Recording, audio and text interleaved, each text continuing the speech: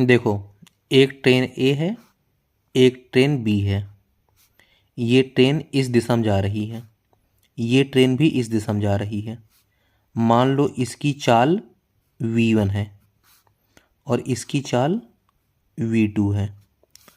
तो अगर दोनों ट्रेनें एक ही दिशा में जा रही हैं तो इनकी कुल मिला के जो चाल हो जाएगी वो दोनों को माइनस करना पड़ेगा। मतलब जो भी बड़ी वैल्यू होगी उसमें से छोटी वैल्यू को माइनस करना पड़ेगा।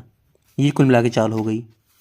अब मान लो कि पहले ट्रेन की जो लंबाई है वो L1 थी, दूसरे ट्रेन की जो लंबाई है वो L2 थी। तो जो कुल मिला के दूरी हो जाएगी वो हो जाएगी L1 प्लस L2, हमेशा जुड़ेगी। अब अगर प्रश्न पूछे कि बताओ कि ट्रेन को एक दूसरे को पार करने में कितना समय लगेगा, समय कितना लगेगा, तो समय को मान लो कि t समय लगेगा।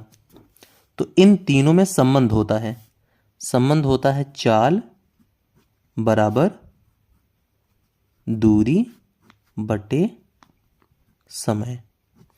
इस संबंध में इन सारे मानों को रख दो। चाल की जगह पे v1 माइनस v2 जो वैल्यू दी गई होगी वो रख दो, दूरी की जगह पे दोनों को जोड़ दो, समय की जगह पे समय। इसको हल कर दो, पता चल जाएगा। अब मान लो कि प्रश्न कह रहा है कि नहीं, एक ट्रेन है ए, ये इधर जा रही है v1 चाल से, दूसरी ट्रेन है बी, ये इधर जा रही है v2 चाल से।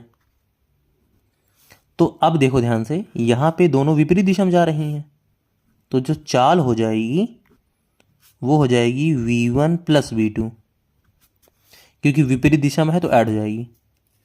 अब मान लो पहले ट्रेन की लंबाई L1 थी, दूसरे ट्रेन की लंबाई L2 थी, तो जो दूरी होगी वो हमेशा जुड़ जाती है, हमेशा। तो L1 और L2 जुड़ जाएगा, L1 और L2। अब प्रश्न का है बताओ कि ट्रेन को पार करने में कितना समय लगा, एक दूसरे को पार करने में कितना समय लगा, समय को t मान लो। अब यहां भी वही संबंध काम करेगा, इन तीनों को आपस में रिलेट कर दो इसी फॉर्मूले से। तो चाल बराबर दूरी बटे समय से हल कर दो, जो आएगा आंसर हो जाएगा।